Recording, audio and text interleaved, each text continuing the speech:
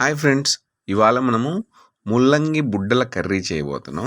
చూసారా, ఇవి చాలా మీరు నాకు తెలిసి ఫస్ట్ టైం చాలామంది చూసుంటారు. చాలా చాలా టేస్టీగా ఉందండి. ఇవి ఓన్లీ ఈ చలికాలంలో మాత్రమే దొరుకుతాయి. దీన్ని కొంచెం వాటర్లో వేసి కడుక్కున్న తర్వాత కొంచెం ఆయిల్ వేసేసి ఈ బుడ్డల్ని వెనక ముందు కట్ చేసుకోవాలి. కట్ చేసుకున్న తర్వాత ఈ విధంగా కొంచెం ఉప్పు వేసి ఆవిరి వేసుకోవాలన్నమాట ఆయిల్లో. తర్వాత దీంట్లో రుచికి తగినంత మనం బెల్లం వాడుతున్నాం. బెల్లం వేసుకుంటే దీని ఆల్మోస్ట్ కొంచెం ఘాటుగా కొంచెం అట్లా ఉంటాయన్నమాట. అవి చేదు కూడా ఉంటాయి. ఈ చేదు కోసం బెల్లం వేసుకున్నాం.